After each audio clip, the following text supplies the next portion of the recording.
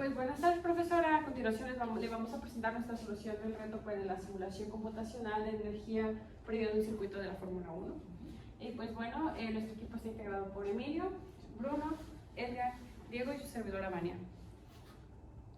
Y pues bueno, a continuación pues se nos presentó un reto en el que nosotros pues como estudiantes básicamente lo que teníamos que hacer es hacer de estas carreras de la Fórmula 1 que últimamente han tomado mucha relevancia pues un lugar seguro para aquellas personas que van a verlo. Esto a través pues de la determinación de una ubicación segura para las gradas, esto pues utilizando básicamente bases de cuestión de la física traducidas a un lenguaje computacional que pues nos ayudó a obtener esto. Y pues es básicamente, esto es como que lo que nos basamos para poder llegar a tener un resultado más concreto en lo que es MATLAB. Para eso pues utilizamos dentro de las principales fórmulas, que es lo que es el trabajo, la energía cinética, las fuerzas conservativas, no conservativas, el trabajo de fricción, el coeficiente de fricción, así como también pues, la longitud, el radio circular, la velocidad máxima, pues entre otras. Y pues bueno, nosotros comenzamos con una investigación que básicamente nos permitió conocer, en este caso, la pista que nosotros elegimos, que es el Autódromo de los Hermanos Rodríguez. Eso lo hicimos a través de estimaciones de los radios, en donde nos apoyamos de una aplicación que nos permitió hacer estas mediciones y pues en base a esto hacer lo demás. También nos permitió conocer todo lo que es el peralte, la rapidez máxima a la que en ocasiones van estos automóviles, y los coeficientes de fricción. Esto pues fue un punto importante ya que nos permitió también utilizar esas cantidades en lo que fue más tarde el programa computacional.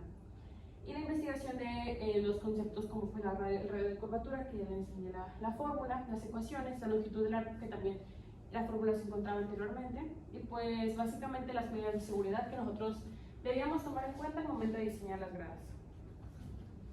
Bueno, pues como etapa 2, que ya fue como el inicio así de lo más, el aspecto más como, digamos,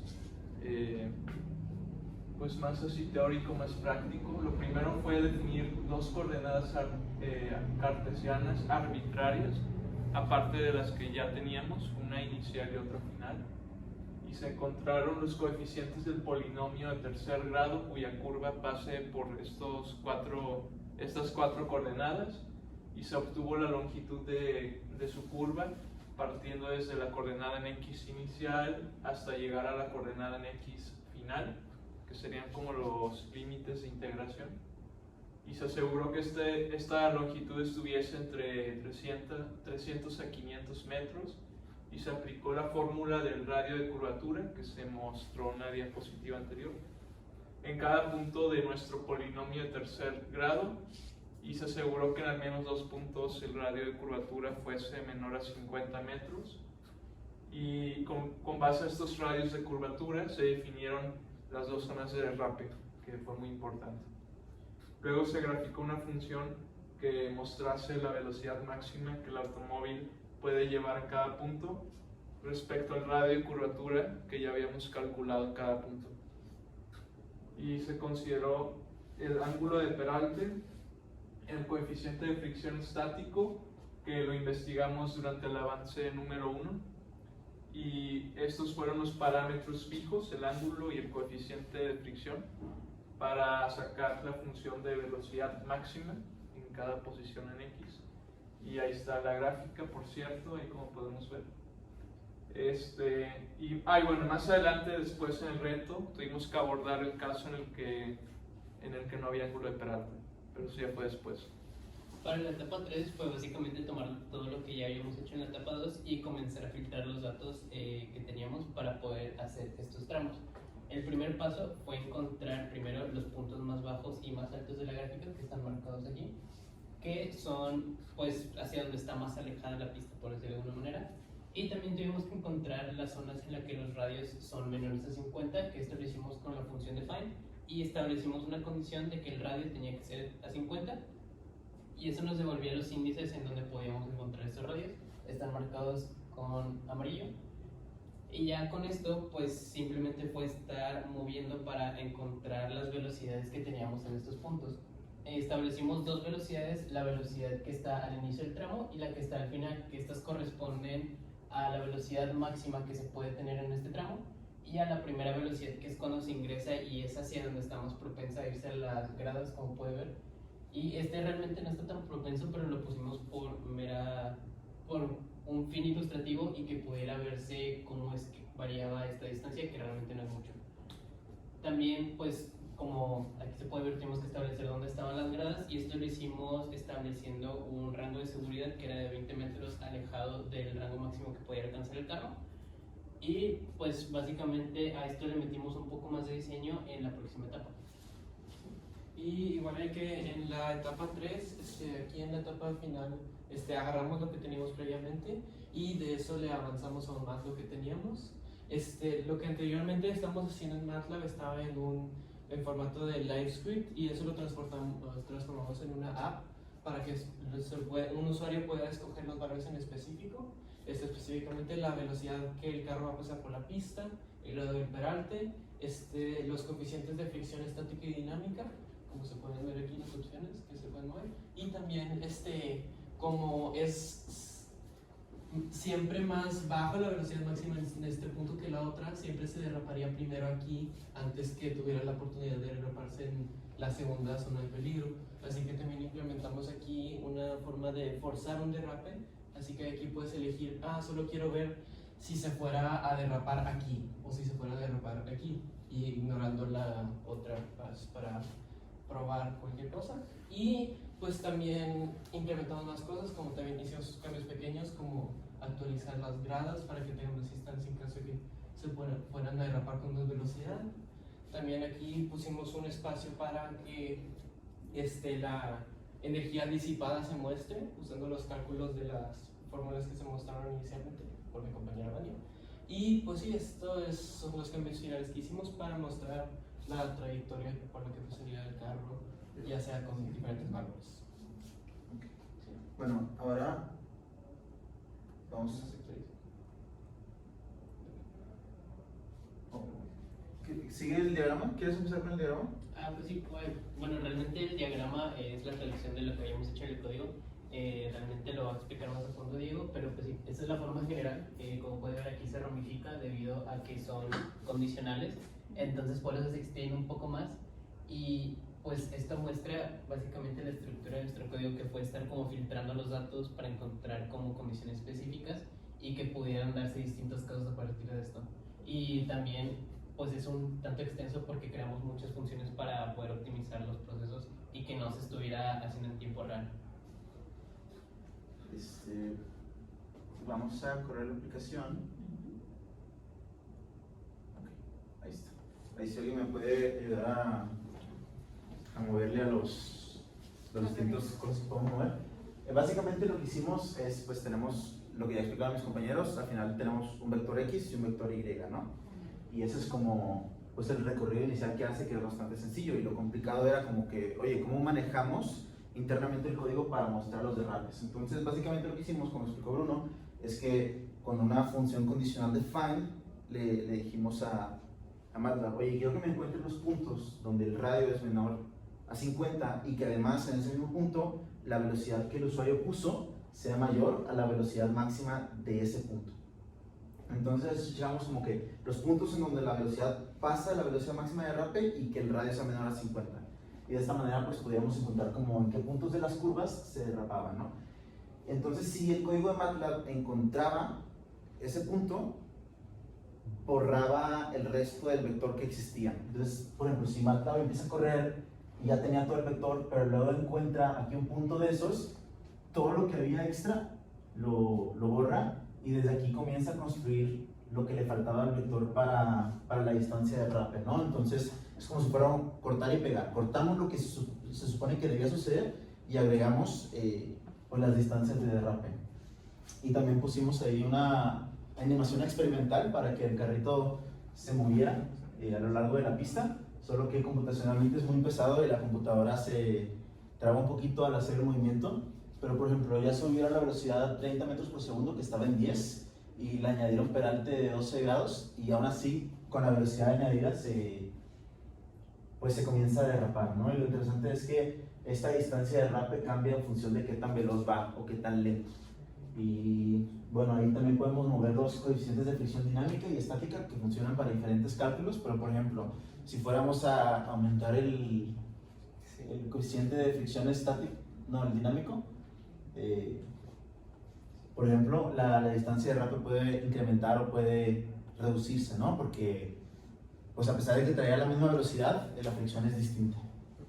Y básicamente aquí así funciona. Aquí hay unos cálculos que hace MATLAB y que los despliega, como la longitud de la curva total, la energía disipada mediante el derrape, y aquí te dice físicamente cuál fue la velocidad que sobrepasaste que te hizo comenzar a derrapar, ¿no? Entonces, en este caso de simulación, el carro se derrapó al sobrepasar la velocidad de 23 metros por segundo.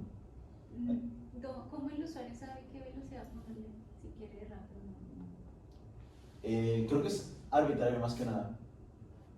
O sea, yo no podría escoger con información de cuál es la máxima si quiero que derrape o no. No, porque como cada punto de la curva tiene una velocidad máxima distinta de derrape, porque tienen diferentes radios. Entonces, de hecho, en las etapas iniciales sí había una velocidad máxima de derrape, pero realmente no le daba información al usuario porque era una velocidad máxima y tú no sabías si sucedía aquí, aquí, aquí o acá. Entonces puede que tú, sí, o sea, como que no era... Pero lo verás pues en un intervalo, ¿no? Quizás. Porque igual si la banda como crece el radio, pues es como que la velocidad, digamos, es máxima, luego pasa por un mínimo y luego vuelve a ser otro lado, ser máximo. Sí. Ok, y si queremos ver que derrape en la segunda parte. Ah, ok. Ahí sería, pero sale por ejemplo 30. Sí, tienes que poner 30 porque luego no...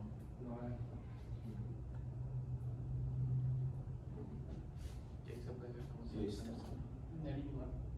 Digo, eso es... Ahí no. Ah, sí, también. Si quieren la animación también, pero es simplemente el puntito rojo que se mueve. Ya lo va a... No mencioné eso durante la explicación de lo que hicimos en esta última entrega, pero sí también aplicamos la opción de si quieres que sea más rápido y nada más imprima simplemente el recorrido que hace, o si quieres animar y ver cómo hace el recorrido el carro hasta que... Digo, la verdad es que la animación es experimental, porque no funciona a la perfección, pero creo que es un elemento bastante ¿Cómo le interactivo. hiciste, digo, dentro del design? Básicamente es una gráfica encima que se va actualizando al hacer pausas. Entonces, sí, es como una gráfica de un punto, pero el punto se actualiza. Entonces parecería que se está moviendo, pero en realidad son muchos puntitos. Y de hecho fue interesante porque la versión que le habíamos mostrado en clase era, ya ve que se detenían las curvas. Nos dimos cuenta que era porque en cada paso que daba, la diferencia en X era la misma, pero la diferencia en Y al principio es muy alta y en las curvas es una diferencia muy pequeñita. Entonces lo que hicimos fue, en vez de tomar la diferencia en X como punto para la animación, tomamos la hipotenusa entre X y Y. Entonces para cada punto calculamos la hipotenusa del punto X y punto Y y tomamos eso como el diferencial de distancia para los puntos. Y en teoría o sea, ya está mejorado, pero todavía hay un pequeño como lag en las curvas y sospecho que es más por la capacidad de procesamiento, porque la verdad es que mi computadora sí llega a los 90% de memoria ocupada cuando se corre. Sí, es que sí, por eso te preguntaba cómo le hacen, ¿no? Porque en eso a veces la design se pone lenta o se mueve, Sí. no le gusta. No, y es un i7, o sea, Sí, está pero excelente. ¿cómo haces para que él sepa dónde detenerse sobre el derrape, que sepa qué distancia recorrer? Lo que se hace es, bueno, al momento de que se corta, que dice, hey, aquí encontramos un punto de derrape, llama una función privada que está en el código y lo que hace es calcular en ese punto el slope, el gradiente, ¿no? Sí, el slope de la función en ese punto, ¿no? Y luego calcula con la fórmula que vimos en clase la distancia de derrape. Lo que hace es un vector desde la última posición en X, porque lo cortamos, ¿no? Entonces la última posición en X hasta la última posición en X más la distancia de derrape y haciendo pasitos de 0.1. Entonces básicamente agrega un vector de la distancia de derrape. Y lo que se hace con Y es que pasas, o sea, Y es igual a mx más b, ¿no? Entonces m, el gradiente que ya calculamos, y lo multiplicas por cada ítem de X Y la B, si no me equivoco, simplemente es el último punto que había en Y. Y así se calcula la línea de... Pero lo del que vector. tiene que medir, o sea, la longitud de esa pendiente es la que tiene que medir, digamos, entre lo que se va moviendo el punto menor o igual a tu distancia de rape, ¿no? ¿O cómo le haces para...? Ah, sí, es que eso realmente es una versión modificada de lo que habíamos hecho en la etapa 3. En la etapa 3 teníamos, de hecho, vuelve la presentación a la imagen de la etapa 3. Es ópera, es el de la O. Atrás. Ahí. Estas líneas las habíamos obtenido con una función que se llama línea D, y esto lo que hace es básicamente toma la velocidad que se tiene en este punto y calcula la distancia de rape con lo de velocidad cuadrada sobre 2. Entonces lo que hace esa función es una versión modificada de esta, en la que en lugar de calcular y como instantáneamente, toma los valores de x de aquí a aquí y pues toma la función con la pendiente que se tiene en este punto. Es que para que funcionara con la animación no podíamos hacer esto, porque esto es simplemente una línea pintada, ¿no? Y para que funcione junto con el carrito que pase por encima del derrape teníamos que conseguir esta línea como vectores. Y ya por eso al final el último vector antes de que se anime es un vector que recorre como todo y luego incluso recorre el derrape, y por eso el carrito puede ir por encima del... Ok, pero igual le tienes que ir midiendo la longitud a esa línea, ¿no? Sí, sí, sí. Sí, la longitud se hace con los... O sea, es que es como... Ajá, es un vectorcito que hace esto. De hecho, si quieres poner la presentación. Pero sobre la presentación no puedo retirar. No, o sea, tipo el código, la vista del código. Ah, ya entendí, digo, va a estar un poco tardado, pero básicamente es esta, o sea, cuando se corta y añades como los vectores de derrape, lo que sucede es que agarra el último punto que existía, el último punto antes del derrape, y haciendo pasitos de uno, es o sea, donde estaba más la distancia de derrape, y la distancia de derrape es la que calculamos con... Pero esa distancia de rape no es en X, ¿no? O sea, es que esa es mi pregunta. Ah, es ya sobre entendí. la tangente, no es en Sí. X. Ah, ok.